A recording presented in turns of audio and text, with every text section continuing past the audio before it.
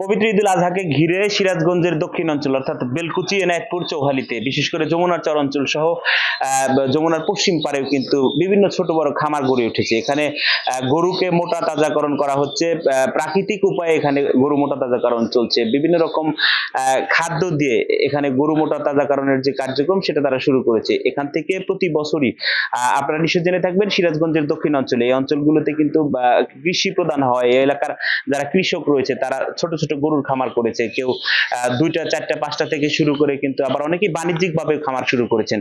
এই খামারগুলোতে প্রাকৃতিক পদ্ধতিতে তারা গরু মোটা তাজাকরণ করছে। আমরা সিরাজগঞ্জ জেলা প্রাণী সম্পদ দপ্তর সূত্রে আমরা যতটুকু জানতে পেরেছি, এবছর চৌহালি এবং বেলকুচিতে গবাদি পশু প্রায় 30,000 গবাদি পশু প্রস্তুত করা হয়েছে। এছাড়া সারা জেলা জুড়েই কিন্তু ছোট বড় বিভিন্ন খামার গড়ে উঠেছে।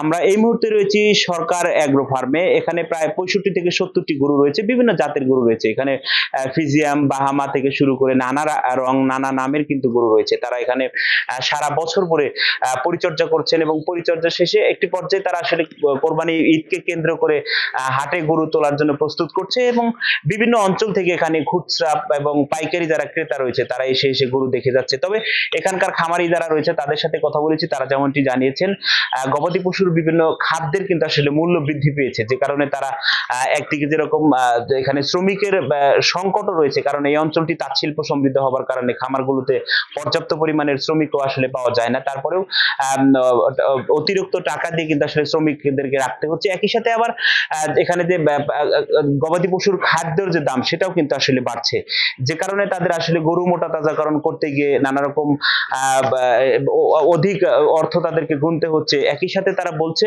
বিভিন্ন রকম রোগ বালাই দূর করতে সরকারি এবং বেসরকারি ভাবে বিভিন্ন সময় তারা প্রাণী সম্পদ অধিদপ্তরের প্রাণী সম্পদ যে কর্মকর্তার কার্যালয় আছে সেখান থেকে বিভিন্ন রকম পরামর্শ নিচ্ছে, স্থানীয় পশু চিকিৎসকদের শরণাপন্ন হচ্ছে এবং প্রায় প্রতিদিনই তারা পশুর শারীরিক যে পরীক্ষা নিরীক্ষা সেটা করছে। একই সাথে তারা বলছে মানব দেহের জন্য যেটা ক্ষতিকর এই জাতীয় সকল প্রকার খাদ্যকে তারা কোনোভাবে তাদের কোন রকম পশুকে খেতে দিচ্ছে না এবং মানুষকে উদ্বুদ্ধ করছে কিভাবে প্রাকৃতিক উপায়ে এখানে খৈল, ভুসি, খ্যার সহ দিয়ে তারা আসলে কিভাবে গরুকে মোটা তাজা করছে, যাতে একদিকে আমিষের চাহিদাও পুরো হয় না, মানুষের আর্থিকভাবে লাভবান হয়। সবকিছু মিলে সিরাজগঞ্জের দক্ষিণ অঞ্চলের মানুষ তারা বলছে প্রতি বছরই এখানে গবাদি পশুর মোটা তাজাকরণের যে কার্যক্রম সেটা তারা শুরু করে। কেউ কেউ খন্ড খন্ড করে আসলে ছোট পরিসরেও খামার করে থাকে, অনেকে আবার বড় পরিসরে খামার করছে এবং এই খামারগুলো করে কিন্তু তারা আর্থিকভাবে অনেকে লাভবান হচ্ছে।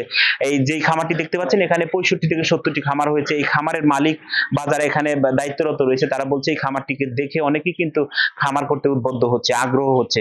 প্রতিনিয়ত এখানে বিভিন্ন জায়গা থেকে মানুষ আসছে, দেখছে এখানকার খামারের পরিবেশ, এখানকার খামারের সার্বিক কার্যক্রম দেখে তারা অনেকেই বলছে যে একটি সুন্দর পরিবেশেও আসলে অনেকগুলো গরু এখানে লালন পালন করে যে চমৎকারভাবে পরিচর্যা তারা করেছেন। আর কদিন পরে এই কোরবানি উপলক্ষে যে বিভিন্ন হাট বাজারে সেই গরুগুলোকে তুলবেন এবং প্রাণী সম্পদ দপ্তরের পক্ষ থেকে বলা হয়েছে তারা নিয়মিত গবাদি পশুর যে ছোট ছোট খামার গড়ে উঠেছে সেই খামারগুলোতে তদারকি করছেন, তাদেরকে বিভিন্ন রকম চিকিৎসা সেবা দিচ্ছেন, পরামর্শ দিচ্ছেন কিভাবে সুন্দর এবং সুস্থ গরু, ছাগল, ভেড়া এখান থেকে উৎপাদন করা হয় এবং সেটা মানুষ কোরবানির জন্য নিতে পারে সেই পরামর্শ কিন্তু তারা দিচ্ছেন।